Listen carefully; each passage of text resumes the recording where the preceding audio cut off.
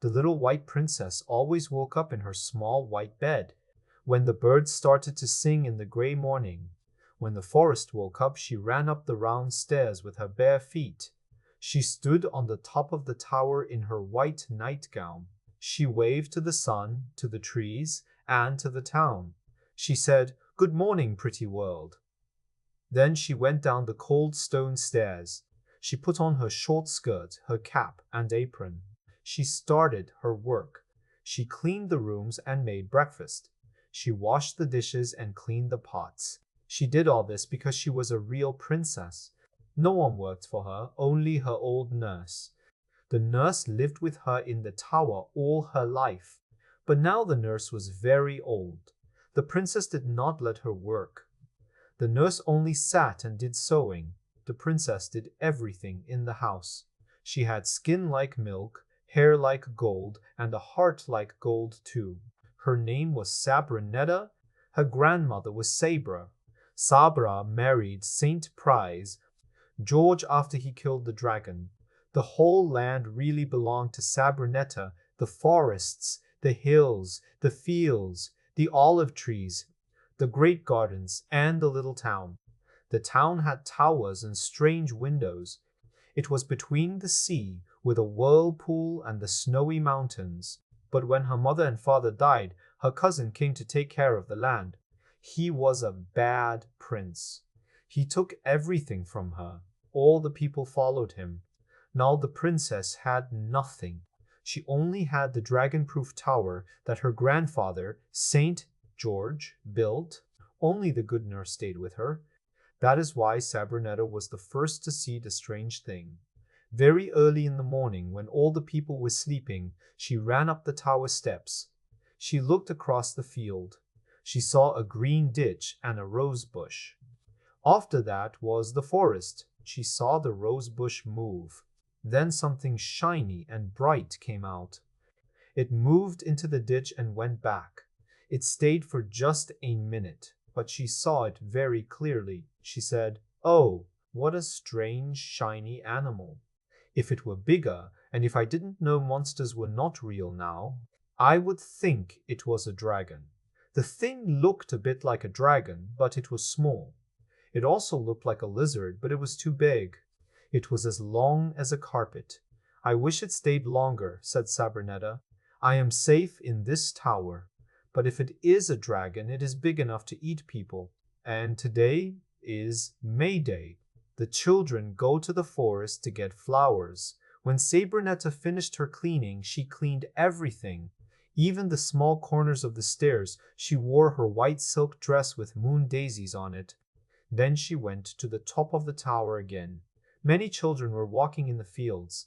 They were going to pick May flowers. She could hear their singing and laughing. "I hope it was not a dragon," said Sabrinetta.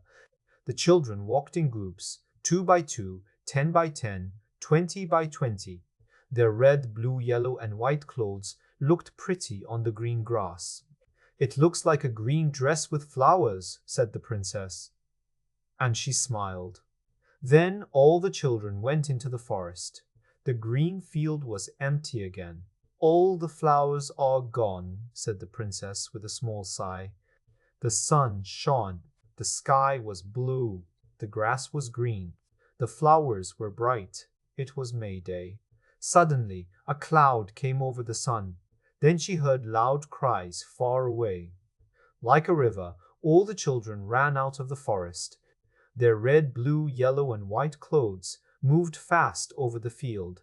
They were screaming. The princess heard their voices. They shouted, "The dragon! The dragon! Open the gates! The dragon is coming! The fire dragon!" They ran into the town. The princess heard the gates close. The children were gone, but at the other side of the field, the rose bushes broke. Something big and scary walked in the ditch. Then it went back into the forest. The princess went down and told her nurse. The nurse locked the big door of the tower and put the key in her pocket.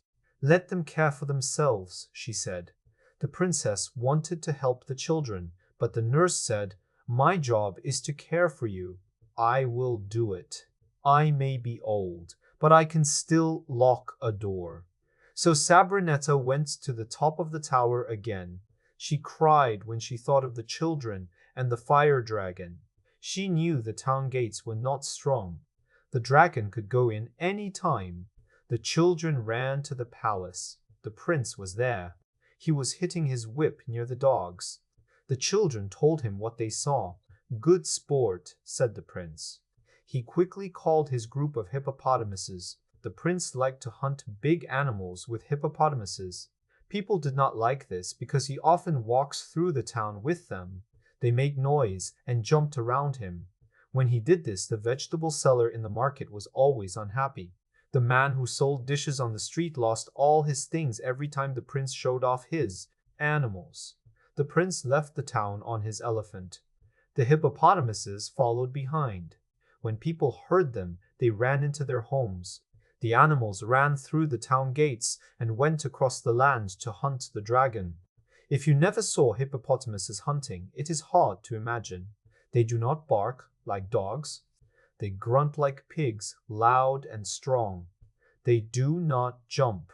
They crash through bushes and break the crops. The farmers were angry. Each hippopotamus had a collar with its name and address. But when the farmers came to complain, the prince said it was their fault for growing crops in the way. He never paid for the damage, so now, when he went out with his animals, many people whispered, "I hope the dragon eats him." That was not kind, but the prince was not kind either. They looked in the fields. They looked in the open lands. They looked in the woods but found nothing. They looked on the hills but smelled nothing.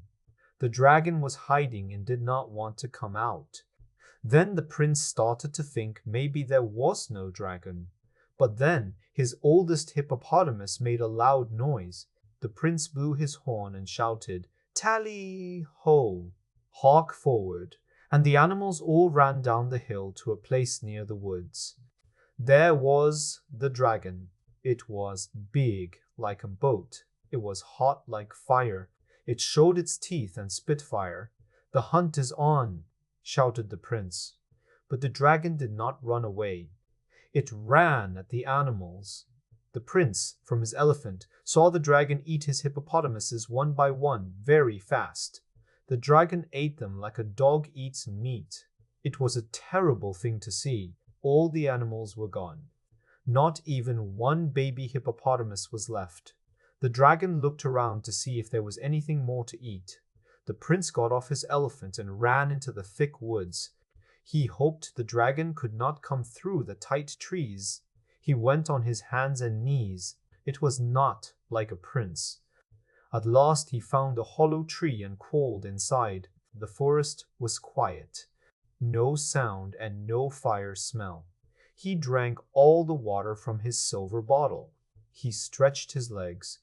He did not cry for his poor hippopotamuses. They ate from his hand and followed him for years. But he did not care. He was a bad prince. His skin was hard like leather, his hair was rough like brushes, and his heart was hard like a rock. He did not cry. He just went to sleep. When he woke up, it was dark. He came out of the tree and rubbed his eyes. The forest was black, but near him was a red light. It was a small fire. Next to the fire sat a boy in old clothes. He had long yellow hair. Around the fire were sleeping shapes. They made loud, breathing sounds. "Who are you?" asked the prince. "I'm Elfin, the pig keeper," said the boy. "And who are you?" "I'm Tiresome, the prince," said the other. "What are you doing here at night?" Elfin asked. "I was hunting," said the prince. Elfin laughed. "Oh, it was you I saw then. That was a good hunt. My pigs and I were watching. The sleeping shapes snored and grunted. The prince saw they were pigs. He knew from the sound. If you knew what I know," Elfin said, "you could have saved your animals." "What do you mean?" asked Tiresome. "The dragon," said Elfin. "You went at the wrong time. You must hunt dragons at night." No, thanks, said the prince. He shook a little. I like to hunt in the day, you silly pig keeper. Okay, said Elfin, do what you want. But the dragon might hunt you tomorrow. I don't care if he does, silly prince. You're rude, said Tiresome. No, I'm just honest, said Elfin. Then tell me the truth. What is the thing you know that I don't? I lost my hippopotamuses. You don't speak well, said Elfin. But tell me, what will you give me if I tell you? If you tell me what? Asked the prince. What do you want to know? I don't want to know anything, said Tiresome. Then you are sillier than I thought, said Elfin. Don't you want to know how to stop the dragon before he stops you? I guess I do, said the prince. Said the prince. Well, I don't have much patience, said Elfin, and now I have even less. What will you give me if I tell you? Half my kingdom, said the prince, and my cousin's hand in marriage. Okay, said Elfin. Here is the secret. The dragon becomes small at night. He sleeps under this tree. I use him to light my fire, and there under the tree was the dragon. It was on a nest of burnt moss. The dragon was about as long as your finger. How can I kill him? Asked the prince. I don't know if you can kill him, said Elfin, but you can catch him if you have something to put him in. Your bottle would work. Together they used sticks and burned their fingers a little. They poked the dragon and made it crawl into the silver bottle. Then the prince closed the bottle tightly. Now we have him, said Elfin. Let's take him home. We will put a special seal on the bottle's mouth to keep him safe. Tomorrow we will share the kingdom. Then I can buy nice clothes and go to parties. But the bad prince did not keep his promises. Go away. What are you saying? He shouted. I caught the dragon and locked him up. I never said anything about parties or kingdoms. If you say I did, I will cut off your head. He took out his sword. Okay, said Elfin. I'm better off anyway. What do you mean? Asked the prince. You have a kingdom and a dragon, said Elfin, but I have clean hands and 75 nice black pigs. Elfin sat by his fire again. The prince went home and told the parliament how brave and clever he was. He woke them up on purpose to tell them. They were not angry. They said, "You are brave and clever." They knew what happened to people who made the prince angry. The prime minister put Solomon's seal on the bottle. The bottle was kept in the treasury. The treasury was the strongest building. It was made of copper. The walls were very thick. The bottle was put with the sacks of gold. A junior secretary was asked to watch it all night. He had never seen a dragon. He did not believe the prince had seen a dragon either. The prince was not always honest. He might bring a bottle with nothing inside and say there was a dragon. The junior secretary did not mind being left there. They gave him the key.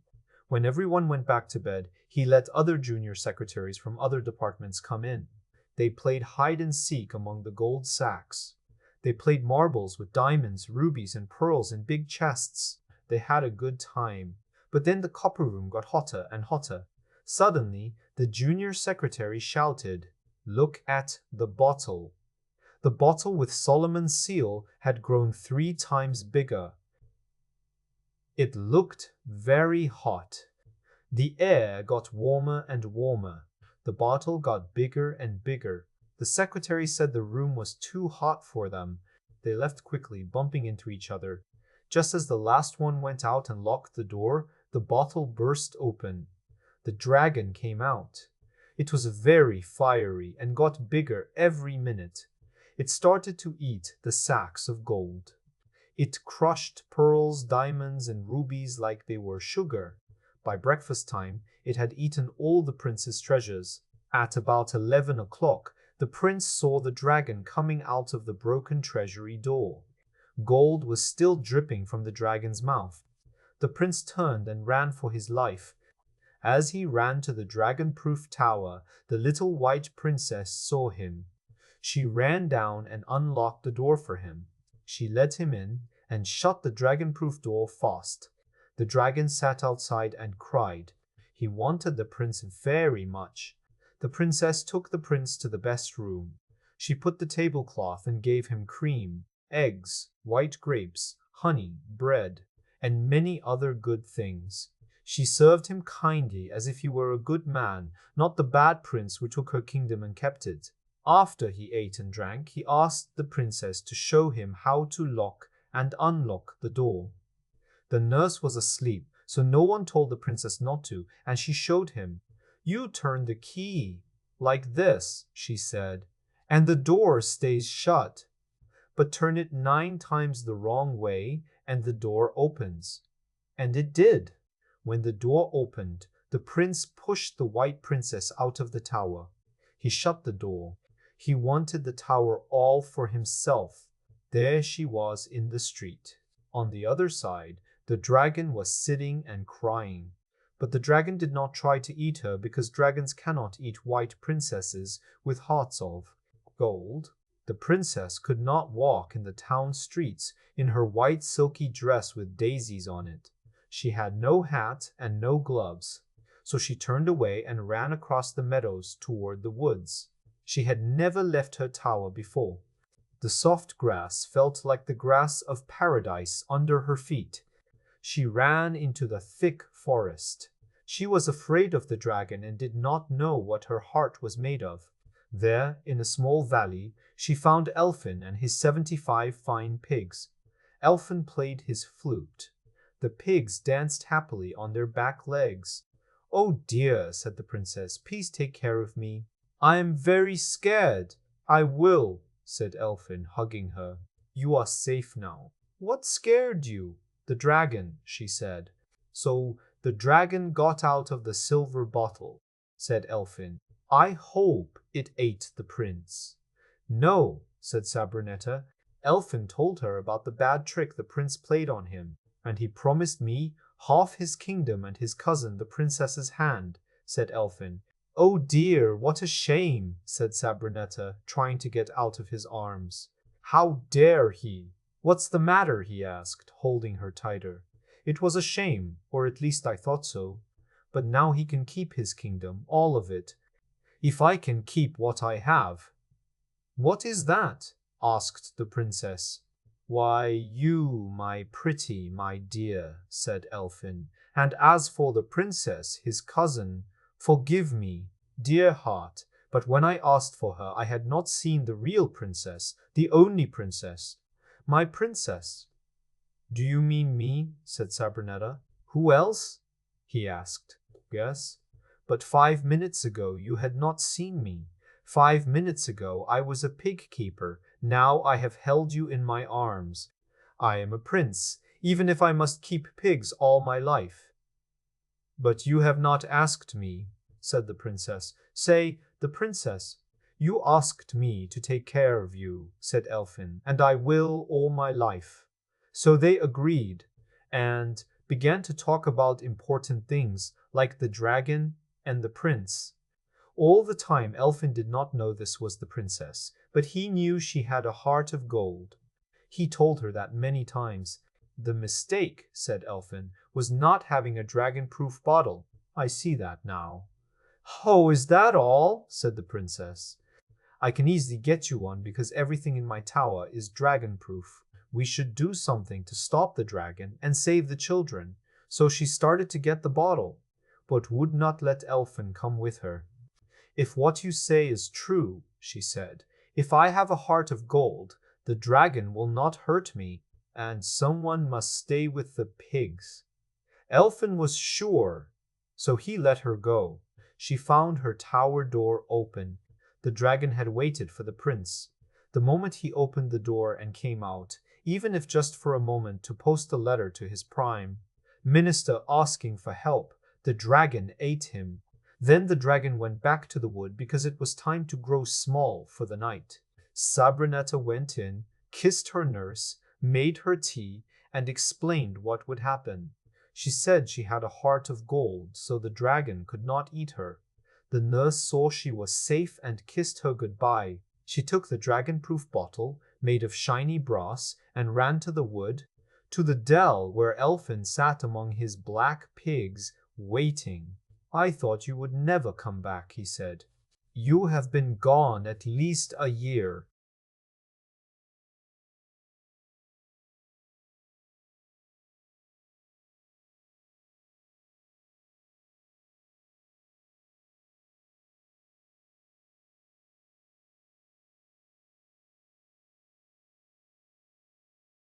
They stayed like that until it got dark. Then the dragon came crawling over the moss, burning it, getting smaller, and curled under the tree root. Now, said Elfin, hold the bottle. He poked the dragon with sticks until it crawled inside the bottle. But there was no stopper. Never mind, said Elfin. I will put my finger in as a stopper. No, let me, said the princess. But Elfin would not let her. He put his finger in the bottle top. The princess cried, the sea, run to the cliffs, and off they went, with the 75 pigs following in a long black line. The bottle got hotter in Elfin's hands because the dragon inside was puffing fire and smoke harder and harder, but Elfin held it until they reached the cliff edge and saw the dark blue sea and the whirlpool turning. Elfin lifted the bottle high and threw it into the whirlpool between the stars and the sea.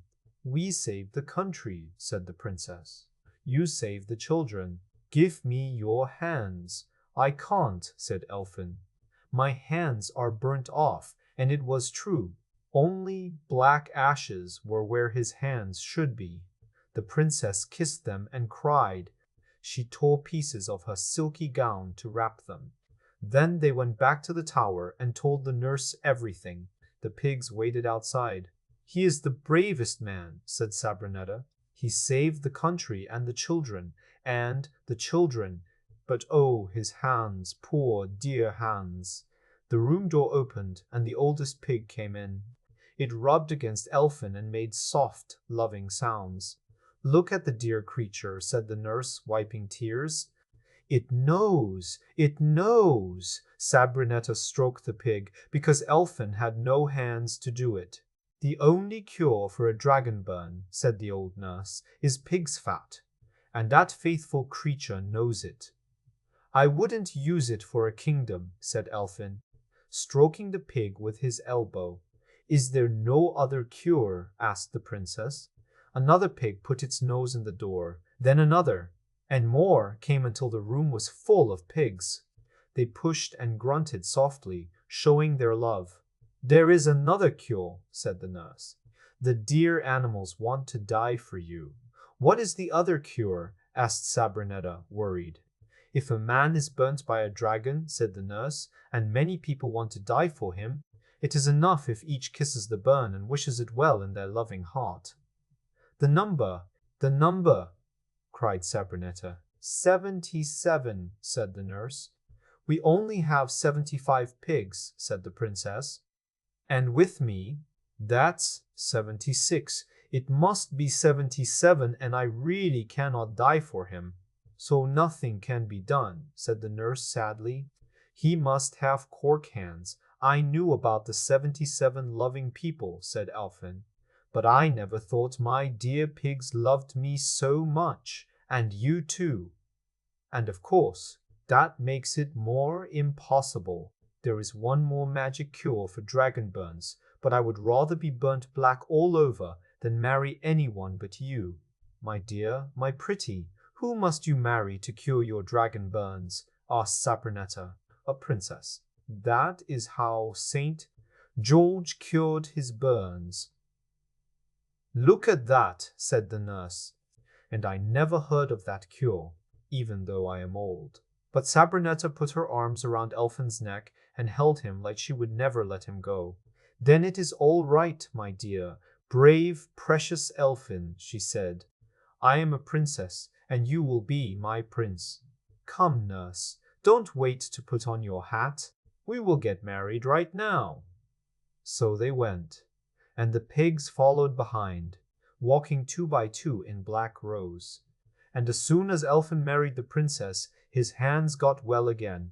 The people, who were tired of Prince Tiresome and his hippopotamuses, welcomed Sabrinetta and her husband as the true rulers of the land. The next morning, the prince and princess went out to see if the dragon had come ashore. They saw nothing, but when they looked toward the whirlpool, they saw steam. The fishermen said the water for miles around was hot enough to shave with. And because the water is still hot today, we can be sure the dragon was so fierce that all the seawater could not cool him. The whirlpool is too strong for the dragon to get out, so he spins around forever, doing some good work by warming the water for poor fishermen to shave with.